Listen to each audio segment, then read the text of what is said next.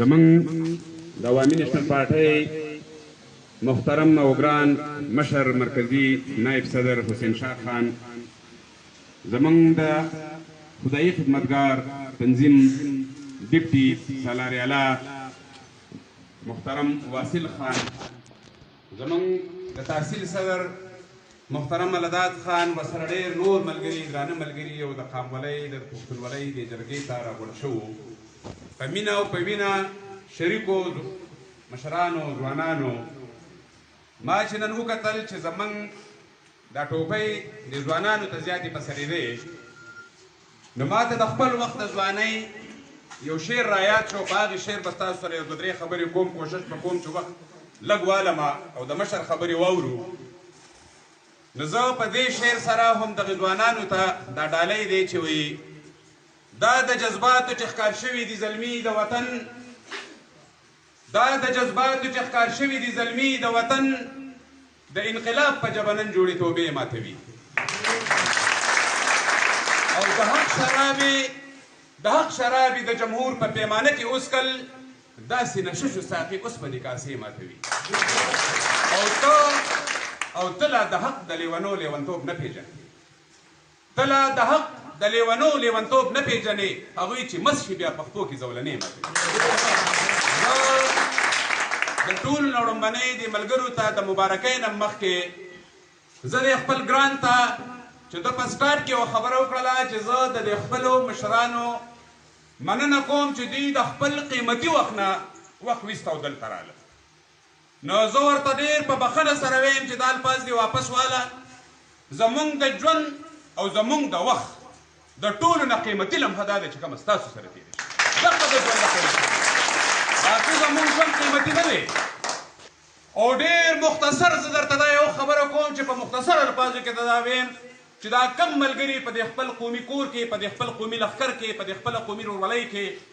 تاسو ته د زړه د کومې مبارکي هم ویم، او ما ته د دې سره زمونږ دا یو بچی وروسته راپاڅېدو، بخښنه غواړم نوم یې رانه هېر شو، چې دی اوس په دې وخت کې شمولیت کوي. دا مشران ناست دي، د دې سره ما ته د عبرت او ډېره تاریخي واقعه رایاده شوله، دا چې نن بابر صاحب خبره وکړله چې زمونږ د جدوجهد 100 کاله برابر شو، 2 میاشتې پکې کمې دي، 2021 را روان دی، هغه 100 کلیز جشن به کوو، په هغې باندې به په ټول وطن کې پروګرامونه کېږي. نو په هغه دوران کې یو طرف ته باچا خان او ستاسو په شانتې خړ سوی لښکر ورسره و، د دې وطن جاګیردار ورسره نشته،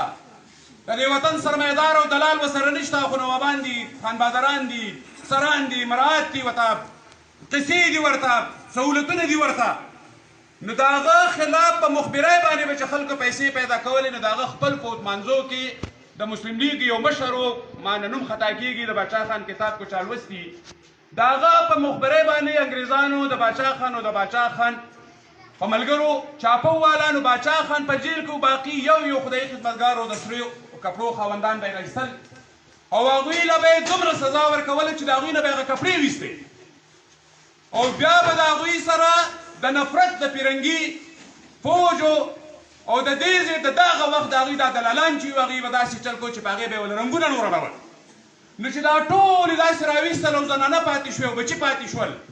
هغه خان چې دی، هغه د ودمانځو، هغه خان تماشه کوي د مسلم لیګ سره یې تعلق دی، د هغه تعلق د مسلم لیګ سره دی، خو د فرنګي اواز وکړو، ویشته دی د پښتنو په خاوره باندې چې دی د پښتون اواز وکړي، شته څوک د باچا خان ملګري نو حق خان را پوي، زه د باچا خان ملګری، دا زما وطن، هغه چې کوم دی ځکه چې تاسو ته وایم چې زمونږ پروګرام د عوامي نیشنل پارټۍ پروګرام ډېر مختصر دی. یو ورځ داسې وباسئ چې دا 2-3 مشران، دا حسین شاه خان، دا لداد خان، دا واصل خان راولئ، ما ته د دې ترانې ترجمه وکړئ. دغه زموږ پروګرام دی، دغه ډېر مختصر پروګرام دی. او یو خبره دلته کې واصل خان وکړه چې یاره زمونږ مشر وایي چې موږ احتساب ته تیار یو. دا یو خبره په کولاو غوږونو اورئ، حساب زمونږ پاتې دی په دې وطن کې، دا یو کال حساب کتاب زما پاتې دی، دی به زما سره نه کوي، که زه سره زما په دې وطن کې دا یو کال تش د اوبو حساب ورسره کوم، زما د وطن نه پې جنت جوړېږي. نن خبره د دې نه وتې ده چې نن څوک د اسمبلی ممبر جوړ شو. نن خبره د دې نه وتې ده چې څوک زه نه کوم د دې تبدیلی په دې زه صرف په دې وطن کې په دې حکومت په یو خبره چې کوم دی زما او موږ په دې الیکشن کې کلیم دا خبره وه چې موږ به وی چې که خدای مکه د دې تحریک انصاف په شکل کې چې دا کوم څیز جوړېږي او دا راغی نو زموږ په دې پروا نشته چې دوی به 5 کاله حکومت وکړي که 2 کاله به وکړي. په دې هم پروا نشته دی چې دوی به ګراني راولي او که دوی به بېروزګاري راولي. زموږ سره د ټول نه لوی فکر ده چې دی به زما په تهذیب باندې حمله وکړي. دی به د دې پښتون قام او پښتونخوا وطن په کلچر باندې حمله وکړي. او حق وشوله. نن زه ستا نه دا تپوس کوم دا سره ټوپی دا سره جنډی ده د دې پښتون قام او پښتونخوا وطن د حقوقو ضامن ده امین ده. من وایم چې ما بوځئ ما د ماښام منځله جومات ته بوځئ زه څخه ټیک دا ترانه چې کوم دی د جومات مولوي صاحب ته اورم وطن چې ما د دې په معنا پوهېږه ستا فرض جوړېږي که نه چې زما سره په دې جنګ کې ودرېږي. دا سره ټوپۍ زموږ بنیاد صرف په 2 خبرو دی مشرانو همزولو دا واورئ چې موږ د حجرې او د جومات دا 2 زموږ مرکز دي. پښتانه یو او مسلمانان یو. د پښتونولۍ ځای چې راځي نو پښتونولي به کوو او د مسلمانۍ ځای چې راځي نو زمونږ ایمان دا دی چې زه درته ویم که خدای مکه د مذهب په نوم اقتدار نه کوو دولت نه پیدا کوو خو دا زمونږ ایمان دی که یو قوت راپاسېدو هغه زما په ټول مذهب کې د یو زور او د یو زیر ترمیم کوي د ټول لوړمبنۍ چې پې موږ ځان مړه نه کړو نو بیا موږ نه پښتانه او یو بل زیر یې در باندې کوم نن لښکر جوړېږي حقه لښکر نن خپل انجام ته رسي د خیره سره او دا واورئ چې دا ترانه به دا ترانه چې غږېږي دا به ستا د دې قام او د دې وطن سرکاري ترانه دا به د دنیا په لړۍ په ګوټ ګوټ کې دا ترانه غږېږي چې کوم زما سره او یو خبره مې بله واورئ واصل خان د نواز شریف د زوم خبره وکړه چې نن هغه دا وایي یاد وساتئ د خیره سره ډېر زر ډېر مزل ډېر رالن شوی دی خو زه په عقله خبرې لرم یو صرف یو کار به کول غواړي هغه به د دې خپل بچي د روښانه او د پرونو د سیالۍ د ژوند دپاره کول غواړي نور وخت دې ته رارسېدلی چې نن خو صفدر وایي نن خو د نواز شریف زوم وایي چې باچا خان زنده باد یاد وساتئ چې کان پسې کو دوه دې دنه ده چې دا آواز دا وزیر در باندې بچو دا واورئ چې دا آواز به د لړکانې نه دا آواز به د کراچۍ پر وډونو دا آواز به د منصورۍ پر وډونو دا آواز به د ریوړو د ماډل ټاون پر وډونو چې را روان دی انقلاب دا آواز به په دې وطن کې کېږي